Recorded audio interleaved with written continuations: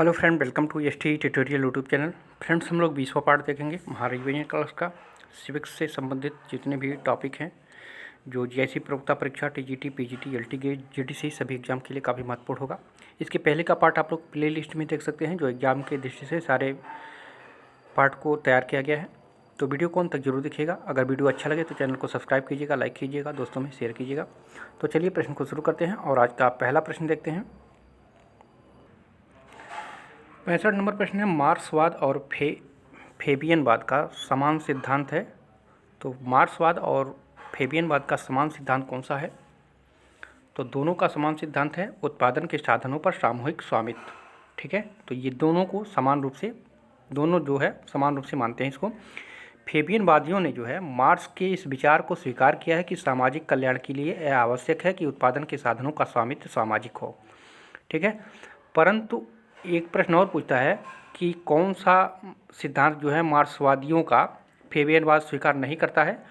तो मार्क्स द्वारा जो प्रतिपादित अतिरिक्त मूल्य के सिद्धांत व वर्ग सिद्धांत के विचार है, इसको जो है फेबियनवाद नहीं मानते हैं। ठीक है, और इसके स्थान पर जो है सीमांत की उपयोगिता के सिद्धांत और रिकार्डो के लगान के सिद्धांत को इन्होंने अपनाया था। ठीक है, तो यहाँ पे 2-3 प्रश्न बन जा रहे हैं और सभी पॉइंट को ध्यान दीजिएगा। तो मार्क्सवाद और फेबियनवाद का समान सिद्धांत जो है उत्पादन के साधनों पर जो है सामूहिक स्वामित्व का सिद्धांत समान है। ठीक है, सी ऑप्शन सही हो जाएगा। 66 नंबर प्रश्न है, जो लक्षण प्रशासकीय कानून में विद्यमान है वह है, तो वह कौन सा लक्षण है? तो यहाँ पे देखिएगा थोड़ा सा, ठीक है, डी ऑप्शन सही होगा। सरकारी कर्मचारियों के लिए जो है पृथक कानून। प्रशासनिक कानून जो है राज्य के अधिकारियों के संबंध निर्धारित करता है और यह सार्वजनिक कानून का वह भाग है जो प्रशासनिक प्राधिकारियों के गठन को सुनिश्चित तथा उनकी क्षमता को जो है निर्धारित करता है तथा व्यक्ति को अपने अधिकारों को के हनन की दशा में उपचारों का सुझाव देता है। तो यहाँ पे डी ऑप्शन सही हो जाएगा। तो प्रश्न ने आपसे कहा था, जो लक्षण प्रशासकीय कानून में विद्यमान है वह है, तो वह कौन सा है? तो सरकारी कर्मचारियों के लिए पृथक कानून है। ठीक है, तो डी ऑप्शन आपका सही हो जाएगा। 67 नंबर प्रश्न है, प्रजातांत्रिक समाजवाद की विचारधारा के विचार पर बल देती है, वह है। तो प्रजातांत्रिक समाजवाद की विचारधारा को कौन सी विचारधारा बल देती है? तो वो देती है समाज का आधार प्रतियोगिता नहीं सहयोग है। ठीक है, तो यहाँ पे ए ऑप्शन आपका करेक्ट हो जाएगा। लोकतांत्रिक समाजवादियों के अनुसार समाज का आधार प्रतियोगिता नहीं बल्कि सहयोग है। ठीक है, और प्रतियोगिता समाज में जो है संघर्ष को बढ़ावा देता है, साथ ही वे हिंसात्मक क्रांति तथा वर्ग संघर्ष की धारणा का खंडन करते हैं। वे समाजवाद के लक्ष्यों की प्राप्ति संवैधानिक तथा प्रजातांत्रिक तरीकों से करना चाहते हैं। वे राज्य को एक आवश्यक बुराई नहीं मानते। उनका मानना है कि राज्य की कार्यवाहियों के द्वारा जो है सामाजिक व आर्थिक बुराइयों को दूर किया जा सकता है। तो यहाँ पे ए ऑप्शन आपका करेक्ट हो जाएगा। 68 नंबर प्रश्न है, जिस सिद्धांत ने फ्रांस और अमेरिका की क्रांति को जन्म दिया वह कौन सा सिद्धांत था? तो वो था समाज कल्याण का सिद्धांत। ठीक है, तो सी ऑप्शन आपका करेक्ट हो जाएगा। अमेरिका की 1776 ईस्वी की स्वतंत्रता की घोषणा में कहा गया है कि सब मनुष्य समान बनाए गए हैं तथा अपने सृष्टा के द्वारा उन्हें कुछ अपृथक्करणीय अधिकार प्रदान किए गए हैं। इन अधिकारों में जीवन, सुरक्षा तथा सुख की प्राप्ति है। फ्रांस की राज्य क्रांति ने भी स्वतंत्रता, समानता तथा भ्रातृत्व जैसी भावनाओं को जो है अपनाया है। ठीक है, तो यहाँ पे सी ऑप्शन करेक्ट हो जाएगा। 69 नंबर प्रश्न है, जनवादी लोकतंत्र दृष्टिकोण में जो लक्षण विद्यमान है किंतु उदारवादी लोकतंत्र दृष्टिकोण में नहीं, वह है, तो वह कौन सा लक्षण है? तो एक ही सुस्पष्ट विचारधारा का सिद्धांत। ठीक है, एक ही सुस्पष्ट विचारधारा का सिद्धांत। उदारवाद लोकतंत्र में विविध वर्गों, विविध विचारधाराओं और विविध हितों में सामंजस्य और परस्पर समायोजन का अवसर दिया जाता है। वहाँ एक से अधिक राजनीतिक दल होते हैं, जबकि जनवादी लोकतंत्र में साम्यवादी दल का एकाधिकार होता है जो एक सुस्पष्ट विचारधारा पर आधारित होती है। तो यहाँ पे सी ऑप्शन करेक्ट हो जाएगा। 70 नंबर प्रश्न है, राजनीतिक विकास की जिस विशेषता पर आमंड और पावल बल देते हैं तो वह कौन सी विशेषता है? तो है भूमिका विभिन्नीकरण। ठीक है, भूमिका विभिन्नीकरण। राजनीतिक विकास की भूमिका विभिन्नीकरण की विशेषता पर जो है आमंड और पावल बल देते हैं। तो ए ऑप्शन आपका करेक्ट हो जाएगा। 71 नंबर प्रश्न है, राजनीतिक विचारक जिसने राजनीतिक विकास की अवस्थाएं बताने के साथ साथ जो है राजनीतिक पतन की भी चर्चा की है, तो वह कौन थे? तो वो थे हंटिंगटन। ठीक है, तो यहाँ पे भी ऑप्शन आपका करेक्ट हो जाएगा। सैमुअल पी हंटिंगटन इनकी पूरा नाम था। ठीक है, और इनकी पुस्तक थी पॉलिटिकल आर्डर इन चेंजिंग सोसाइटी। ठीक है, पॉलिटिकल आर्डर इन चेंजिंग सोसाइटी। और इसी में उन्होंने यह तर्क दिया था कि राजनीतिक विकास और आधुनिकीकरण की में जो है सीधा संबंध नहीं है। राजनीतिक विकास का मुख्य लक्षण राजनीतिक व्यवस्था है और इसमें मुख्य बाधा जो है राजनीतिक अवस्था से पैदा होती है, जिसे राजनीतिक हनन की संज्ञा कही गई है। ठीक है, तो यहाँ पे भी ऑप्शन करेक्ट हो जाएगा। 72 नंबर प्रश्न है, गांधीवादी सिद्धांत सर्वोदय का स्रोत है। तो गांधीवादी सिद्धांत सर्वोदय का स्रोत कौन सा है? तो अनटू द लास्ट। ठीक है, ए ऑप्शन आपका सही हो जाएगा। जॉन रस्किन की एक पुस्तक है, ये जॉन रस्किन की पुस्तक थी, रस्किन की। ठीक है, जॉन रस्किन की पुस्तक थी और इस पुस्तक में उन्होंने गांधी जी को बहुत प्रभावित किया। गांधी जी के ही शब्दों में उस पुस्तक में मेरे जीवन को ही बदल दिया। उनका कथन था कि वह पुस्तक रक्त और आंसुओं से लिखी गई है। उन्होंने इस पुस्तक को गुजराती भाषा में सर्वोदय के नाम से अनुवाद किया था। ठीक है, तो इसी से जो है प्रभावित होकर गांधी ने सर्वोदय सिद्धांत का प्रतिपादन भी किया था। तो किस पुस्तक से? अनटू दिस लास्ट से। और ये जॉन रस्किन की एक पुस्तक थी और इससे जो है गांधी जी बहुत प्रभावित हुए थे। ठीक है, और इसी से प्रभावित होकर के उन्होंने सर्वोदय नामक एक पुस्तक अपनी लिखी थी। तो यहाँ पे ए ऑप्शन करेक्ट होगा। 73 नंबर प्रश्न है, हाब्स और रूसो के सामाजिक समझौता सिद्धांत की समानता है। तो किसमें समानता है? तो समस्त शक्तियाँ व्यक्ति द्वारा जो है संप्रभु को देना। ठीक है, समस्त शक्तियाँ व्यक्ति द्वारा संप्रभु को देना, ये जो है हाब्स और रूसो के सामाजिक समझौता सिद्धांत में समानता पाई जाती है। लॉक ने 2 समझौते किए जाने का विचार दिया है, जबकि हाब्स और रूसो में एक ही समझौता होता है और जिसमें जो है प्रत्येक व्यक्ति अपने सभी प्राकृतिक अधिकारों को एक संप्रभुता संपन्न इकाई को समर्पित कर देता है। ठीक है, तो यहाँ पे डी ऑप्शन करेक्ट हो जाएगा। 74 नंबर प्रश्न है, निम्न में से किसको विधि के शासन का लक्षण नहीं उल्लंघन कहा जाता? शासन का लक्षण नहीं उल्लंघन कहा जाता है। तो ये प्रदत्त व्यवस्थापन। ठीक है, विधि के शासन के अंतर्गत व्यक्तिगत स्वतंत्रता की रक्षा कानून द्वारा होती है और सभी के लिए एक ही प्रकार की विधि और न्यायालय की व्यवस्था होती है, परंतु जो प्रदत्त व्यवस्थापन विधि के शासन को जो है सीमित करती है, क्योंकि विधि के शासन का अर्थ है कि प्रशासन का प्रत्येक कार्य या तो सामान्य कानून अथवा संसदीय कानून द्वारा अधिकृत हो, किंतु प्रदत्त व्यवस्थापन की उक्त व्यवस्था के अंतर्गत जो है प्रशासन स्वयं द्वारा निर्मित नियमों के अनुसार ही कार्य करता है। ठीक है, तो यहाँ पे भी ऑप्शन सही हो जाएगा। और इसमें जो है कहा गया है किसको विधि के शासन का लक्षण का उल्लंघन कहा जाता है, तो ये प्रदत्त व्यवस्थापन को। ठीक है, तो यहाँ पे भी ऑप्शन सही होगा। 75 नंबर प्रश्न है, ग्रेवियन ऑस्टिन का निष्कर्ष है कि भारत में जो संघवाद का प्रतिमान है वह है तो सहकारी संघवाद है। ठीक है, तो यहाँ पे भी ऑप्शन आपका करेक्ट हो जाएगा। व्यवहार में राज्यों की योजना संबंधी निर्णय राष्ट्रीय विकास परिषद के द्वारा लिए जाते हैं, जिसमें राज्यों की स्थिति केंद्रीय सरकार के एजेंट के समतुल्य हो गई है। ठीक है, इसलिए ग्रेवियन ऑस्टिन जो है भारतीय संघवाद को सरकारी सहकारी संघवाद कहते हैं। तो यहाँ पे भी ऑप्शन करेक्ट हो जाएगा। 76 नंबर प्रश्न है, संसदीय व्यवस्था का व्यवहार में कमजोर सत्ता और निर्बल नेतृत्व वाले प्रधानमंत्री को जन्म देने वाला कारण है। तो कौन सा कारण है? तो ये खंडमय दल व्यवस्था। ठीक है, खंडमय दल व्यवस्था जो है अस्थिरता को जन्म देती है और इसमें नेतृत्व का संकट जो है सदैव बना रहता है, जिससे देश में जो है अनिर्णय की भावना विकसित होती है। तो यहाँ पे बी ऑप्शन आपका करेक्ट हो जाएगा। 77 नंबर प्रश्न है, संसदीय प्रणाली का लक्षण जो अध्यक्षात्मक प्रणाली में नहीं है वह है, तो कौन सा लक्षण है? तो वो है राज्य के अध्यक्ष द्वारा सरकार के अध्यक्ष की नियुक्ति होती है। ठीक है, राज्य के अध्यक्ष यानी राज्यपाल द्वारा जो है सरकार के अध्यक्ष की नियुक्ति होती है। तो यहाँ पे आपका डी ऑप्शन सही हो जाएगा। संसदीय शासन प्रणाली में कार्यपालिका शक्तियाँ जो है मंत्रिपरिषद के हाथों में रहती है और वह कार्यपालिका व्यवस्थापिका या उसके निचले सदन के प्रति उत्तरदायी होती है, और जो राज्याध्यक्ष होता है नाम मात्र का शासक होता है, जबकि अध्यक्षीय शासन प्रणाली का आधार शक्तियों के विभाजन का सिद्धांत है, जिसे हम शक्ति पृथक्करण के नाम से भी जानते हैं। ठीक है, और इसमें जो है कार्यपालिका व्यवस्थापिका और न्यायपालिका सभी एक दूसरे से जो है पृथक एवं स्वतंत्र रहकर अपने कार्य करते हैं। ठीक है। और इस प्रकार संसदीय प्रणाली में जो है राज्य के अध्यक्ष द्वारा सरकार के अध्यक्ष की नियुक्ति होती है, जबकि अध्यक्षात्मक प्रणाली में सरकार का अध्यक्ष ही राज्य का अध्यक्ष होता है। तो यहाँ पे डी ऑप्शन आपका करेक्ट हो जाएगा। 78 नंबर प्रश्न है, भारत में केंद्रीय संघवाद को जन्म देने वाला कारक जो राजनीतिक तो है किंतु संवैधानिक नहीं है, तो वह कौन सा है?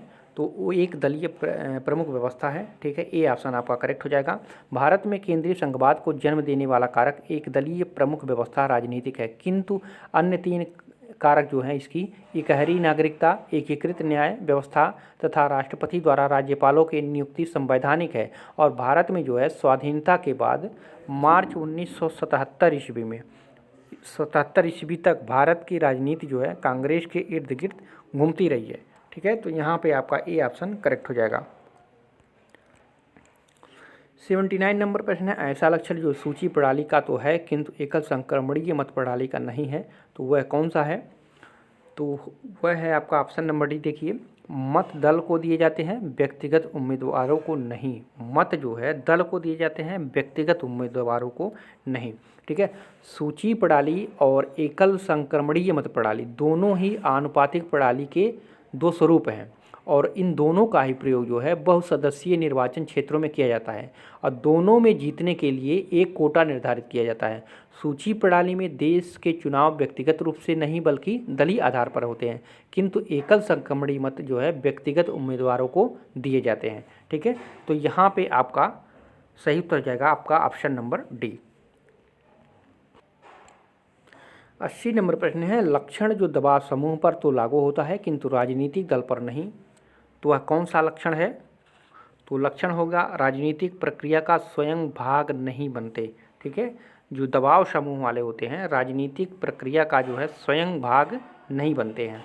दबाव समूह ऐच्छिक और गैर राजनीतिक संगठन है, और इनका जो है प्रत्यक्ष रूप से किसी राजनीतिक दल से संबंध नहीं होता है, फिर भी वे अपने हितों की पूर्ति के लिए किसी न किसी दल को अपना समर्थक स्थापित करते हैं। और राजनीतिक दल जो है दबाव समूह की अपेक्षा अधिक विस्तृत संगठन है, और राजनीतिक दल निर्वाचनों में भाग लेते हैं, जबकि दबाव समूह जो है निर्वाचन में भाग नहीं लेते हैं, ठीक है। तो यहाँ पे डी ऑप्शन करेक्ट हो जाएगा। 81 नंबर प्रश्न है, आनुपातिक प्रतिनिधित्व प्रणाली का प्रयोग जिनके निर्वाचन के लिए किया जाता है वे हैं, तो किनके निर्वाचन के लिए किया जाता है? तो राष्ट्रपति के लिए, उपराष्ट्रपति के लिए तथा राज्यसभा के लिए, ठीक है। तो यहाँ पे डी ऑप्शन आपका करेक्ट हो जाएगा। आनुपातिक प्रतिनिधित्व प्रणाली का प्रयोग जो है राष्ट्रपति के निर्वाचन के लिए, उपराष्ट्रपति के निर्वाचन के लिए और राज्यसभा के निर्वाचन के लिए उपयोग किया जाता है। तो यहाँ पे डी ऑप्शन सही है।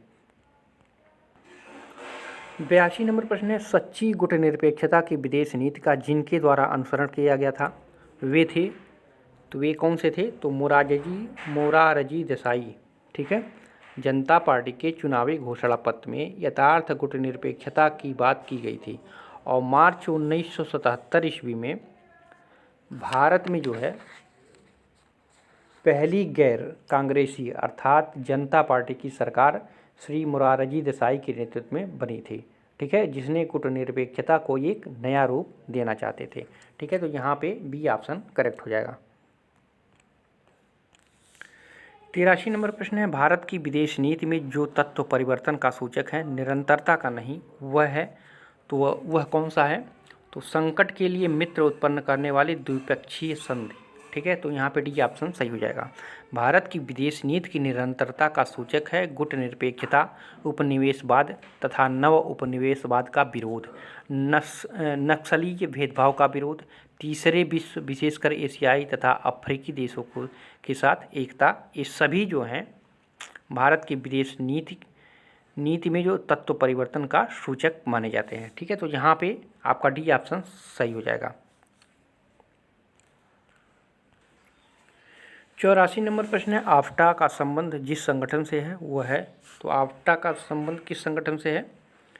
तो ये है आसियान से, ठीक है, आसियान से संबंध है। आफ्टा जो है आसियान देशों का व्यापारिक संगठन है, और आसियान जो है दक्षिण पूर्वी एशियाई राष्ट्रों का संघ है, और इसकी स्थापना कब हुई थी? तो 1967 में बैंकॉक घोषणा के द्वारा की गई थी, और इसका केंद्रीय सचिवालय जकार्ता में है, आप लोग जानते होंगे। और आसियान का आसियान का लक्ष्य है कि सन 2003 तक एक मुक्त व्यापार क्षेत्र बना लिया जाए और बन भी गया है। ठीक है, तो यहाँ पे ये ऑप्शन करेक्ट हो जाएगा। 85 नंबर प्रश्न है, न्याय सिद्धांत से तात्पर्य है। तो न्याय सिद्धांत से क्या तात्पर्य है? धन को समाज की धरोहर समझना, धन को जो है समाज की धरोहर समझना, ये न्याय सिद्धांत का तात्पर्य है।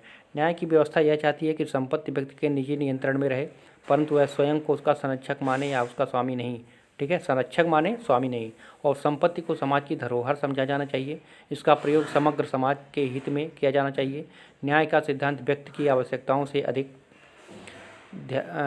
धन तथा कमाई के अर्जन पर लागू होता है। ठीक है, तो यहाँ पे डी ऑप्शन सही होगा। 86 नंबर प्रश्न है, जब विवाद के संबंध में कानून प्रकाश नहीं डालता, न्यायाधीश के निर्णय का उपयुक्त आधार होगा। तो कौन सा आधार होगा? तो औचित्य। ठीक है, औचित्यपूर्ण निर्णय एक अन्य उद्गम है जिससे जो है विधि का उद्भव हुआ है। न्यायाधीशों के समक्ष कभी कभी ऐसे विवाद उत्पन्न हो जाते हैं जिसका निर्णय प्रचलित विधि के आधार पर नहीं हो सकता है। ऐसी परिस्थिति में जो है न्यायाधीश औचित्य के आधार पर निर्णय देते हैं, और औचित्य के आधार पर किए गए न्यायाधीशों के इस प्रकार के निर्णय भी जो है विधि के अंग बन जाते हैं। तो यहाँ पे बी ऑप्शन करेक्ट हो जाएगा। 87 नंबर क्वेश्चन है, अभिजन सिद्धांत में लासवेल का योगदान है। तो अभिजन सिद्धांत में लासवेल का कौन सा योगदान है? तो उन्होंने राजनीतिक अभिजनों के निर्णय में जन स्वीकृति की धारणा दी थी। ठीक है, लासवेल के अनुसार जो है किसी राजनीतिक समाज के अंतर्गत राजनीतिक अभिजन की रचना शक्ति को धारण करने वालों से होती है, और शक्ति के धारकों में नेतृत्व करने वाला वर्ग तथा सामाजिक समुदाय जाते हैं, और जिनमें से जो है नेतागण एक विशेष ढंग से आते हैं तथा जिनके प्रति एक निर्दिष्ट समय में वे उत्तरदायी रहते हैं। ठीक है, तो यहाँ पे भी ऑप्शन सही होगा। 88 नंबर प्रश्न है, गुलिक ने निम्नलिखित में से किसे मुख्य कार्यपालक के कार्यों में शामिल नहीं किया है, यहाँ पूछ रहा है। तो अधिनिर्णय को इसमें शामिल नहीं किया था। ठीक है, गुलिक ने प्रशासनिक प्रक्रियाओं में जो है पोस्ट कार्ब, डी है CORB, ठीक है, पोस्ट कार्ब शब्द का जो है विशेष प्रयोग किया है। और पोस्ट कार्ब के रूप में जो है गुलिक एवं उर्विक ने संगठन के उन सिद्धांतों की खोज करने के प्रयासों पर अपना ध्यान केंद्रित किया जिनके आधार पर जो है संरचना की जा सके। और उन्होंने कार्यपालिका के कार्यों में जो है शामिल किया था कर्मचारियों की भर्ती, निर्देशन, समन्वय, ठीक है, सिद्धांत, ये सभी जो है इसमें थे। कर्मचारियों की भर्ती, निर्देशन, समन्वय, ठीक है, इसमें जो है अधिनिर्णय का कोई बात नहीं किया था। तो यहाँ पे भी ऑप्शन आपका सही हो जाएगा। 89 नंबर क्वेश्चन है, निम्नलिखित में से कौन से सिद्धांत हेनरी फयोल द्वारा प्रतिपादित 14 सिद्धांतों की सूची में शामिल है? तो व्यक्ति हित की सामान्य हित के अधीन होना, ये शामिल है। संविदा के आधार पर नियुक्ति, तो ये गलत है। समूह भावना, इक्विटी, ये सभी हैं। ठीक है, तो यहाँ पे पहला, दूसरा, तीसरा, चौथा सही हो जाएगा। ये संविदा के आधार पर नियुक्ति ये 14 सिद्धांतों में शामिल नहीं है। ठीक है, हेनरी फयोल द्वारा जो है प्रतिपादित 14 सिद्धांत में जो है व्यक्ति का हित समान हित के अधीन, समूह भावना, इक्विटी, श्रम विभाजन का सिद्धांत, पद सोपान का सिद्धांत, आदेश की एकता का सिद्धांत, निर्देशन की एकता के सिद्धांत, ये सभी सिद्धांत उसमें थे, लेकिन संविदा के आधार पर नियुक्ति उसमें शामिल नहीं था। 90 नंबर क्वेश्चन है, वेस्टर्न इलेक्ट्रिक कंपनी के में मजदूरों द्वारा विकसित कोड के तहत जो मजदूर अपने वरिष्ठ अधिकारी के पास अपने साथियों के बारे में प्रतिकूल सूचनाएं पहुंचाता है उसे कहते हैं, तो उसे क्या कहते हैं? तो उसे मुखबिर कहते हैं। ठीक है, ए ऑप्शन सही हो जाएगा, मुखबिर कहा जाता है। वेस्टर्न इलेक्ट्रिक कंपनी में मजदूरों द्वारा जो है विकसित कोड के तहत जो मजदूर अपने वरिष्ठ अधिकारियों के पास अपने साथियों के बारे में प्रतिकूल सूचनाएं पहुंचाता है, ठीक है, उसको मुखबिर कहा जाता है। तो ये ऑप्शन सही हो जाएगा। 91 नंबर क्वेश्चन है, हर्बर्ट सिमोन के अनुसार कोई निर्णय निम्नलिखित में से किसका मिश्रण होता है? तो मिश्रण होता है एक मूल्य कथन और अनेक तथ्य कथन से। ठीक है, एक मूल्य कथन और अनेक तथ्य कथन से। ठीक है, सिमोन ने इस बात पर बल दिया है कि निर्णय से अभिप्राय तथ्यों एवं मूल्यों का उचित योग होता है। ठीक है, तो ये उन्होंने कहा था। तो सही उत्तर होगा आपका ऑप्शन नंबर बी, एक मूल्य कथन और अनेक तथ्य कथन। 92 नंबर क्वेश्चन है, निम्नलिखित संगठन सिद्धांतों में से किसका निरूपण मूनी और रीले ने नहीं किया है? नहीं किया है यहाँ पूछा है, तो इक्विटी सिद्धांत, ठीक है, इक्विटी सिद्धांत का जो है निरूपण मूनी और रीले ने नहीं किया था, ठीक है। संगठन सिद्धांत में मूनी एवं रीले ने जो है जो सिद्धांत दिए थे उसमें सोपान सिद्धांत था, प्रबंधक या अनुक्रम सिद्धांत था, प्रकार्यात्मक सिद्धांत था और एक था समन्वयात्मक, ठीक है, समन्वयात्मक, ठीक है। तो इन्होंने जो है 4 सिद्धांत दिए थे, सोपान सिद्धांत, प्रबंधक या अनुक्रम सिद्धांत, प्रकार्यात्मक और समन्वयात्मक। और इक्विटी सिद्धांत जो था, इक्विटी सिद्धांत किस में था? तो ये हेनरी पयोल के 14 सिद्धांतों की सूची में इक्विटी सिद्धांत दिया था। 93 नंबर क्वेश्चन है, निम्नलिखित में से कौन सा निर्णय प्रक्रिया का अंग नहीं है? नहीं पूछ रहा है पे, निर्णय प्रक्रिया का अंग नहीं है, तो ये अचेतन कार्रवाई है, तो यही नहीं है आपका, ठीक है, ये ऑप्शन सही हो जाएगा। निर्णय प्रक्रिया के अंग होते हैं समस्या को परिभाषित करना, समस्या को विश्लेषण करना, वैकल्पिक साधनों का विकास करना, सबसे अच्छे विकल्प का चुनाव करना, ठीक है। तो ये सभी जो है उसके अंग आ जाते हैं, ठीक है। यहाँ पे देख लीजिए, एक ही बार में की जाने वाली प्रक्रिया नहीं है, ठीक है, तो ये तो सही है। यह परिवेशगत कार्रवाई है, सही है। इसमें अंतिम निर्णय पर पहुंचने से पहले अध्ययन करने और विकल्पों का पता लगाने की ज़रूरत होती है, तो ये भी सही है, ठीक है। तो यहाँ पे आपका नहीं पूछा है, तो ये ऑप्शन सही हो जाएगा, ये अचेतन कार्रवाई है, तो ये अचेतन कार्रवाई नहीं है। 94 नंबर क्वेश्चन है, निम्नलिखित में से कौन से स्टाफ अधिकारी कहलाते हैं? तो जो कर्मचारी अपने मुख्य कार्यपालक की उसके प्रमुख कामों को पूरा करने में मदद करते हैं वो क्या कहते हैं? स्टाफ अधिकारी कहलाते हैं, ठीक है। तो सी ऑप्शन करेक्ट हो जाएगा। स्टाफ अथवा मंत्रालयिक अभिकरण भी कहा जाता है, वह अभिकरण है जो विभाग के गृह प्रबंध संबंधी या प्रबंधात्मक कार्य को संपन्न करता है। स्टाफ अभिकरण मुख्य कार्यपालिका को सहायता, परामर्श तथा सूचना उपलब्ध करवाने वाले व्यक्ति, अधिकारी तथा इकाइयाँ स्टाफ अभिकरण कहलाते हैं, ठीक है। तो यहाँ पे सी ऑप्शन करेक्ट हो जाएगा। 95 नंबर क्वेश्चन है, लोक प्रशासन और निजी प्रशासन में निम्नलिखित में से कौन सा तत्व सर्वमान्य नहीं है? सर्वमान्य नहीं है पूछ रहा है, तो यहाँ पे विषय क्षेत्र और जटिलता ये सर्वमान्य नहीं है, ठीक है। लोक प्रशासन एवं निजी प्रशासन में निम्न लेखाकरण, भराव, प्रबंधकीय तकनीक एक सभी जो है सर्वमान्य माने जाते हैं, लेकिन इसमें विषय क्षेत्र और जटिलता ये सर्वमान्य नहीं माना जाता है, ठीक है। तो यहाँ पे डी ऑप्शन करेक्ट होगा क्योंकि यहाँ पे नहीं पूछा है, ठीक है। तो फ्रेंड्स, ये रहे महत्वपूर्ण प्रश्न। कैसा लगा वीडियो कमेंट कीजिएगा, लाइक कीजिएगा वीडियो को। फिर मिलते हैं अगले पार्ट में। पूरा वीडियो देखने के लिए आप सभी को धन्यवाद।